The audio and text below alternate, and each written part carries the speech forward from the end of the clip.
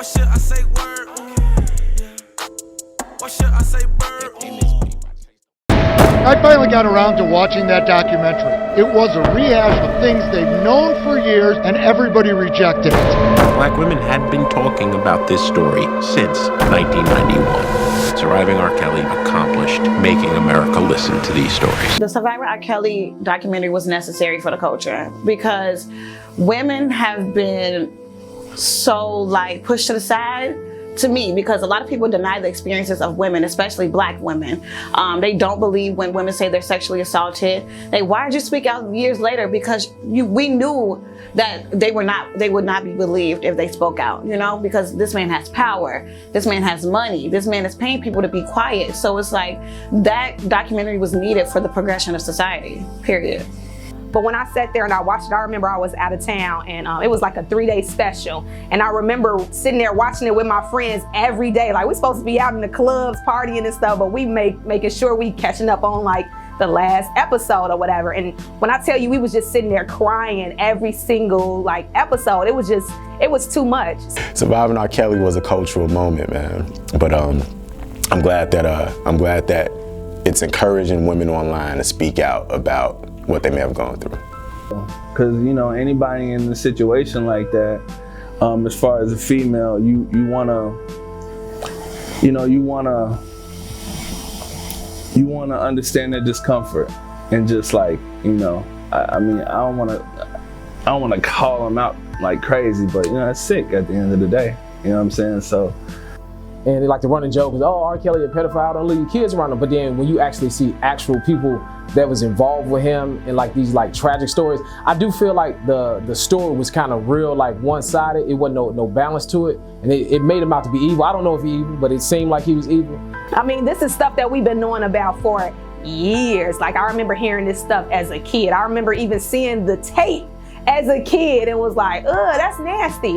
We all kind of grew up different, depending on your age. You kind of knew the story where R. Kelly was on, and it kind of got overshadowed by his music during that time. When you growing up in Chicago, when you were in high school, you knew someone who dated R. Kelly.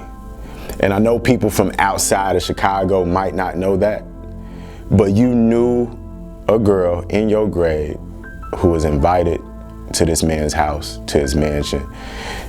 And I guess I have to say alleged, all of these are technically still allegations. But, I think the fact that someone like Dream Hampton had the wherewithal to put this piece together and give voice to these women, I think is powerful. It's sad that they had to go through that.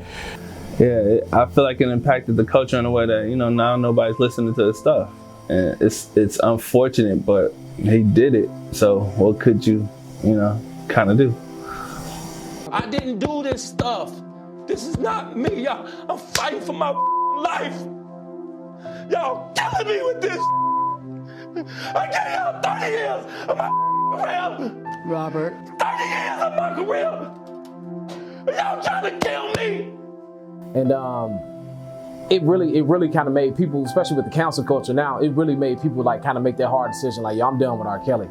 We not listening to his music no more. I still listen to a few songs. I don't listen to the whole catalog like I used to, but it's a few songs I was like, all right, I'm gonna pick 30 songs and then I'm done with him. I'm not gonna do the whole catalog, but I got 30 songs that I'm gonna keep because they timeless.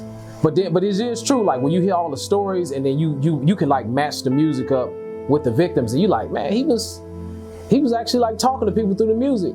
So I had to stop listening to his music because it's how I'm gonna sit here and cry about it, but then driving home to bump and grind or something. It didn't make sense to me. So I had to go and delete all his music, even the stuff that he featured in, the songs that he wrote, which is damn near for everybody. So it was hard for me. I took it very hard. And he was literally the Pied Piper of R&B. And he got us all. We was all stepping in the name of love and you remind me of my Jeep and Beep Beep and two. We was doing all that, and damn it, Kelly, we survived you. We survived you, man. What should I say, word? What should I say, bird?